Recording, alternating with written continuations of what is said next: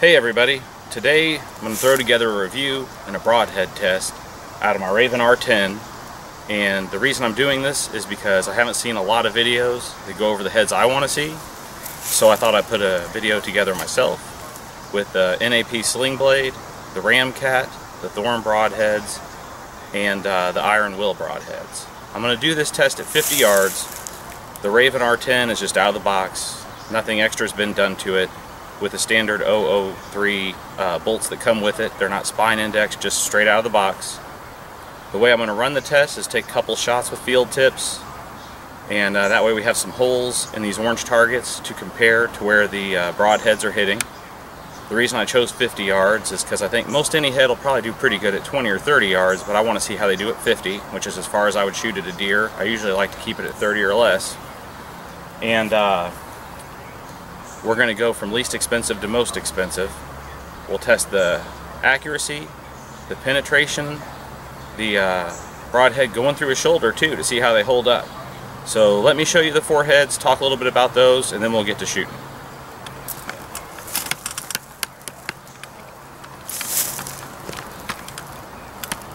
So this is the NAP Slingblade. You get a 3-pack, cost about $29. You can find them about anywhere. Has a pretty big cut, 1 7/8 inch, and there's no O-rings or anything like that with these. The broadhead itself looks like this. They say they can't open in flight for any speed crossbow, and they just push to open, push to close it. Pretty simple.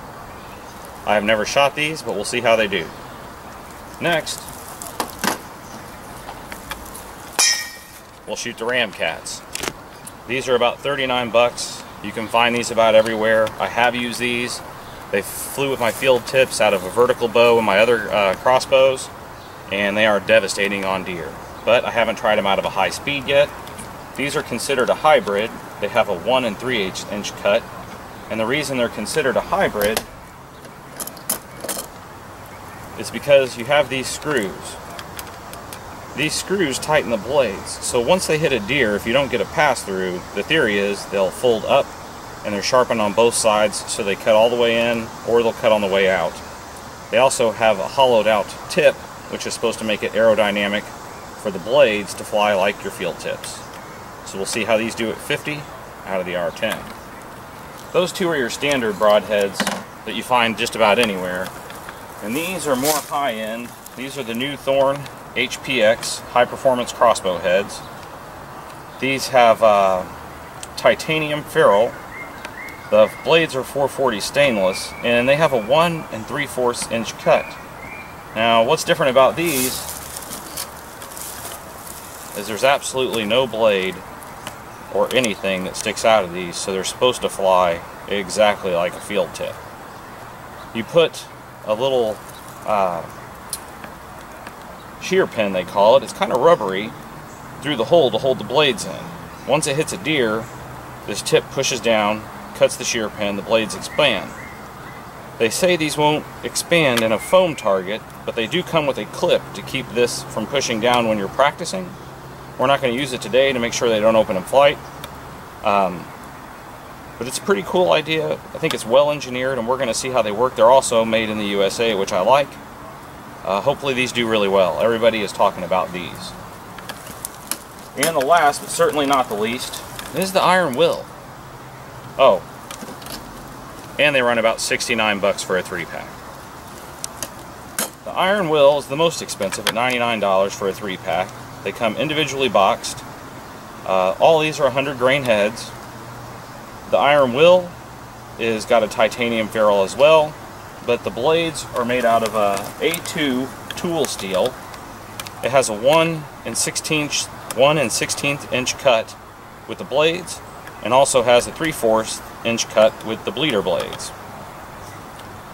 These things are supposed to be really good, but I haven't seen a lot of tests out of high-speed crossbows, so I'm excited to see what these will do at 50 yards. So I think now's the time we'll send a couple of tests downrange with some field tips, see what kind of groups we get, and once we get a couple of rounds with field tips, then I will throw down the broadheads, then we'll measure them for penetration and get some deer shoulders in this. Alright, we're going to move some stuff around and we will get these shots going. Yeah, well.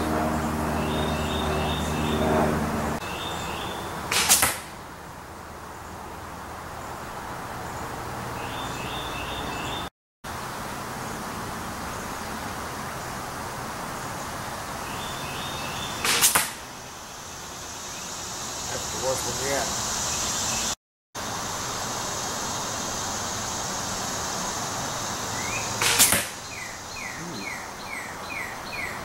That's probably it. Yeah, I think so.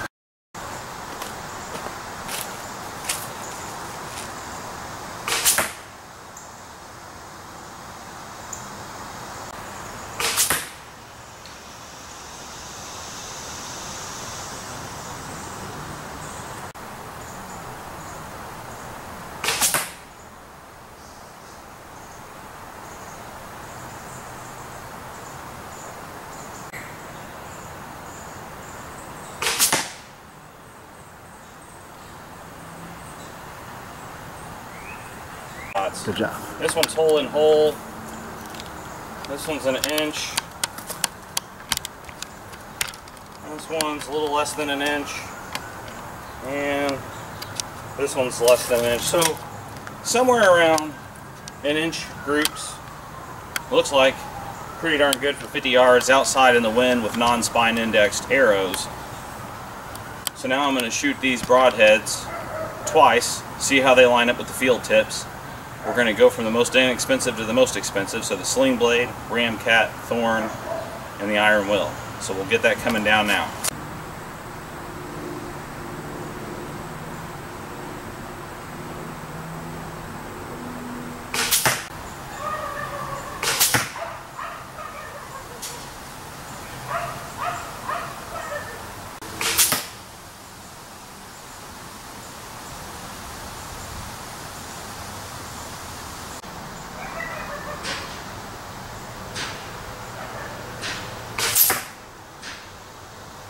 Well, here's some results. The NAP, nice big cut, a little bit high from the groups we were getting, but not too awful bad. Still, 1.5 group at 50. The Ramcat, I'm surprised, way off to the right, opens up to a 2-inch group, and it barely fits through the end of the Ravin because the tip is so big being a fixed head. The Thorn, it pulled to the right, gives it about 2 inches. Now all of this, we are outside, we do have wind, we do have human error. The table I'm shooting off of is not super steady, but we're still pretty darn good with these two. This one here is the Ironwill. It's definitely in the furthest, and it's just right there. 1.5 inch group. The penetration of these looks like 9, about the same. The Ramcat went in about 1/2 inch further, but the Ironwill went in almost 2 inches further. The Thorn didn't open like they say it won't on a foam target.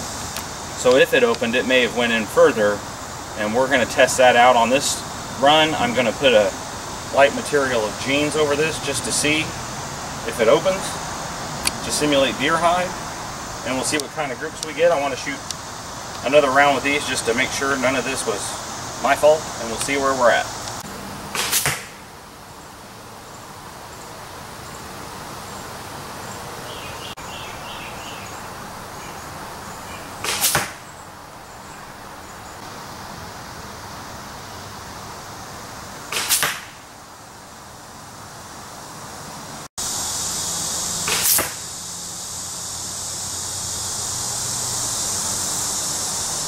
Both hit high, almost exactly the same amount. They came out with a 1-inch group, pretty close. So from field tips to NAPs, I'd say you probably are going to have to adjust your scope. But for 29 bucks a pack and that big of a cut, not too bad. A Ramcat ended up on this test with the most penetration out of all of them, but it hit almost the same hole. These Ramcats you're definitely going to have to adjust your scope. My field tips are all a little bit left, but this is high and left. But these two holes from the Ramcat are less than a ½ inch apart, almost getting close to hole in hole with those Ramcats. The Thorn, I had to use a new sticker because I put these jeans up, which are supposed to help that tip, you have something to catch to deploy. They didn't deploy on these jeans, but these are fairly thin blue jeans, and the hole was right here, so it's about within an inch, but I'd say all of these are pretty darn close considering I'm shooting at 50 yards outside with the wind on a moving table. I do have a rest on that table though. And the Ironwill. The Ironwill hit within 1 inch of itself. Everything in this test is within 1 inch. So they all did really well. I think the Thorn and the Ironwill you can shoot with your field tips. The Sling Blade, the Ramcat, you're going to have to adjust your scope for those. But once you do, they're going to hit real well. These Thorns are hitting real well. The Ironwills are hitting real well. I wish this would have deployed when we shot it through these blue jeans, but it's a little thin material. It's not like a real deer hide. And we'll see what happens when we get to this shoulder test as far as how these things hold up.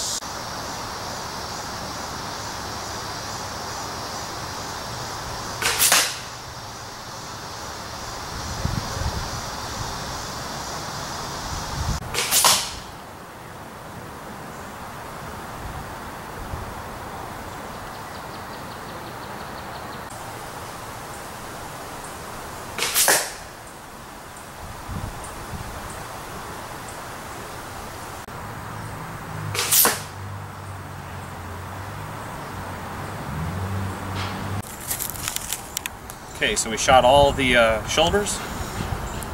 All of them did fairly well. I put the orange dots on the Ramcat and the NAP so that by aiming at them I thought that's where the broadhead would go since they didn't fly with field tips. On the Thorn and Ironwill I was able to put the dot right where I wanted it to because they flew like field tips. So I put jeans over the shoulder to simulate a little bit of hide, and we'll see what we've got here. First, we have the Sling Blade. Hell of a cut going in. Nice cut. Right through the shoulder. The blades actually look pretty good. I think, no, that was just meat. The tip looks fine. Everything looks just like it did before I shot it. Next was the Ramcat. So you can see how far over I had to aim to get this to hit. But by doing that, it went right in. You got your triangle shaped hole from the Ramcat. Going in the shoulder, nice. Coming out, nice. The blades are toast though. See if you can get a close up of that. They are shot. They're all still there. They're a little bent and tore up. So these flew great. They went through bone great, but that is pretty bad. Now they're thinner blades. I don't know if that has to do with the aerodynamics, but one thing you can be sure of is you're not shooting this head more than one time. And if you look really close right here, you can see the whole ferrule is bent. So this head is toast, completely shot. You can see it's real bad. But it did a nice job. The Thorn, I hit just below where I was aiming, not bad at all. You can see it opened on the blue jean material. The cut's right there. Going in, perfect.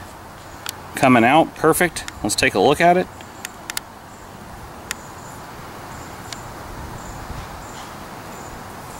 That's just the design. Well, I thought that was a nick, but it's not. It all looks pretty good. See a little bit of nicking on the blade, but nothing like the Ramcat. looks pretty darn good. These 440 stainless, the Ramcat and the Thorn are both 440, and they must be a little thinner, but I think you could reuse those blades. I don't know if they sell replacement blades or not, but the ferrule is fine. It's titanium, so worst case you'd do a blade replacement, but it flew perfect, and that's going through bone. I mean, it's really hard to notice any problems, and a nice big cut. And now, last but not least, the Ironwill hit almost identical to the Thorn, just a hair low. So some of this could be me, plus the wind is really picking up right now as we shoot this. We started out pretty low, went right here. You can see the cross shape, the 1/16 inch cut here, and the 3/4 there. Same coming out the back. Now let's see some foam from the target. Not sure if that's noticed. The steel. This is the only head that uses A2 tool steel on the blades, and it looks brand new to me. You can wash that up and shoot it again right now. I don't see anything going on with this one at all. So